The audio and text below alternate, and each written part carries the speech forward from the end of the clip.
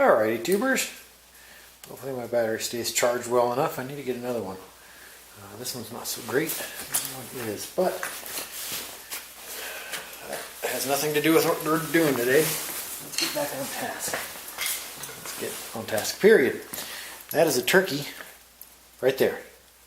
This guy right here, he's a turkey. It's my nickname for him. He's just a little turkey. Anyways, so we got a four-wheeler here, four-wheeler tire, and we're replacing the valve stems. These valve stems in these quads are junk. As some of you may know, a lot of the rubber stuff that comes on the Chinese quads are usually just kind of garbage. Valve stems being like number one. This is why the tires always go flat. Even from factory, I've seen the valve stems that come in these tires fail. This one is still holding pressure, and you wiggle this, you can see, I don't know if you can see it there, but it's cracking open, and all I have to do, push a little bit harder, and it's gone. It's just that simple. These are very, very weak. And I went and got some heavy duty ones. They've got brass all the way through here, so there's no weakness in these ones. They're a lot stronger, a lot better. Today we're going to be installing one of these guys using this tool. I'll see if I can link it in the description for you guys. And yeah, I'm going to be using very bare minimum tools. If I can do this with what I've got, you guys can do it as well. I'm going to be using just two big snap-on screwdrivers. I don't have the actual tire irons. I need to get a pair. In fact, I was looking at them today and decided not to, and then I decided to do this, so I kind of wish I had them. But we're going to move forward. So I'm just going to start working around the tire, pushing in on it. See, this one's really easy. It's come undone already. I'm going to keep working it in until, hi, would you like to say hello? Would you like to say hello, little buddy? Alright, ciao. I'm going to keep pushing it in and working it to the point where the rim goes in, right here. I'm going to push that part in and then be able to get it around this valve stem. I'm going to go ahead and pull this. Push it through. This smell like a tire. Let's see. For those of you who are wondering, his name is Rollo. Not like the candy bar, but like the Viking king of France. Ragnar's brother. Yeah, I just thought it'd be funny to name a Pomeranian after Viking, plus it fits him. So, okay, we got that guy out of there. I'm going to look at it really quick. I'm going to look around it. It's clean on the inside. It's relatively clean on the outside. There's no rust in the hole, so we can go ahead and install. Now, you've got a couple different options to install these. I've seen guys use these. I'll put them on and just pull them through, and you can get these to work. It's not really what those are meant for, but you can make them work. You can get kind of a fancier tool like this, which I really like this. It's the first time I bought it today. I don't know what I've done without it. It's got a valve stem remover on one side. The other side you can put on, and it will leak all the pressure out here. And this part is to install the valves.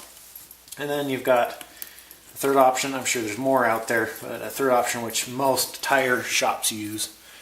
And that is one that you put on there and you put it against the rim. It's like a long bar. Screw it on and it pulls through. I like this one because you can pull it straight across from it.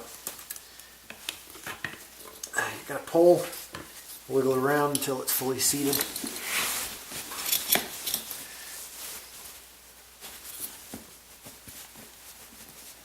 Okay, as you can see there's a lip on here. Let's see, this in camera.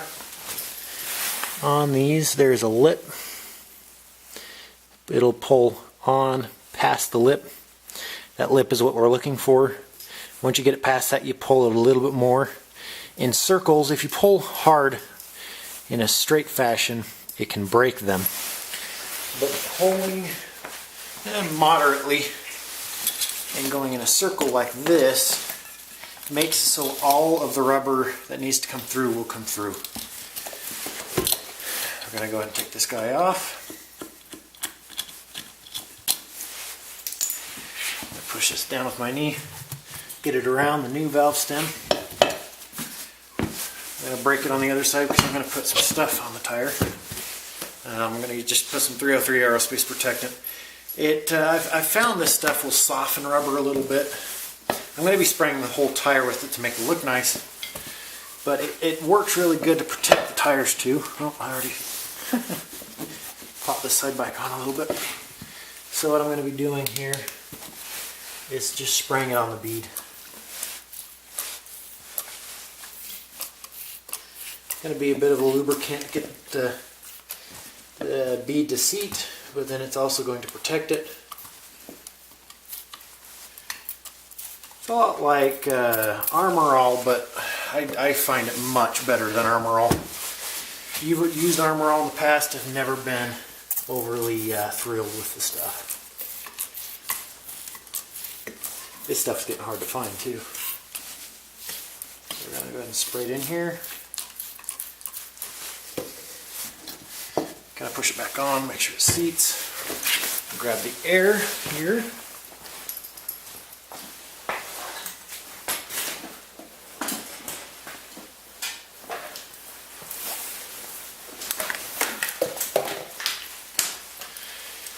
Now these guys have been popping on pretty easy. Usually you just apply air, and you really need an air compressor. You need a good amount of flow to get these to pop back on most of the time. You can do it with one of those cheaper little air compressors, the one that, the little tiny ones that plug into cigarette lighter. You can get away with doing those, but it's really hard to get them to seat with air only. Now, if you need to pop it on, really can't get it on there, you can push the tire open, spray a little starter fluid or carb cleaner or whatever your preferred is. I've heard guys using spray paint. I highly don't recommend that. I like something that evaporates. You spray a little in there, you push it down with your foot. And obviously you need to be careful because I've seen guys use this method and the tires have popped off the ground. When I use this method, it is mounted to a vehicle. I never use fire and something ignitable on the ground. I never do that. I always use it on the vehicle so it won't go anywhere. But this guy will air it pretty easily. A little bit of bubbles there, you can see. So these inflate to 24 psi, which is incredibly high for a four-wheeler tire. Really, four-wheeler tires are about 5 to 10 psi, which these will be running at. But that just says maximum inflate. I'll be going to 30.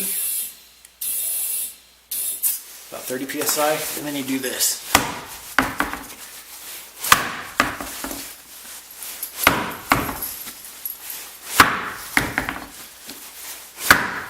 What that does is you're shocking the bead into place. Sometimes they won't come on completely, and hitting it on the ground like that, you can get the bead to pop further. And then we're going to go ahead and let the pressure out. I'm going to use this tool because it's faster.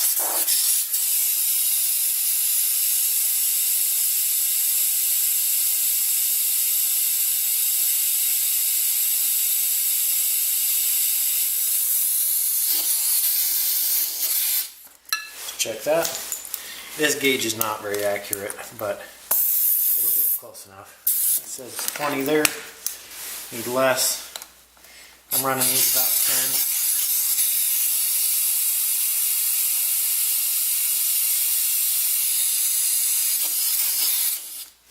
Like I was saying, I'm running these about 10 psi. That's what I'm looking for. That's close enough. Like I said, that's not very accurate, but there we go. That is how you change a bead. Now, if you're changing a tire, it's exactly the same process, but it's a little, a little more intensive. You're gonna pop your bead, and on a nice four-wheeler with a good fitting tire, they're really hard to pop off. I've seen guys use, and I have in the past, put a bottle jack here, put underneath your truck, use a bottle jack and press the beads off. But if you're lucky, it's this easy. You push the bead down, you get it down to that point where it falls into the rim, and then once you get one side into that, you're going to pull the tire off. Once you get it started up and over this lip, it'll come right off. And then you just, in reverse, put everything back on. And then I always change my valve stems out if I've got them. And yeah, that's simple as it is. Spray these tires down. Make them look all nice and shiny and new. I hope you guys enjoyed. If you want to give me a like, go ahead and do so. If you want to give me a thumbs down, that's your choice. Hope you guys enjoyed, and hope to see more of you guys, and I hope to keep making some more videos. Have a good one, tubers. Bye.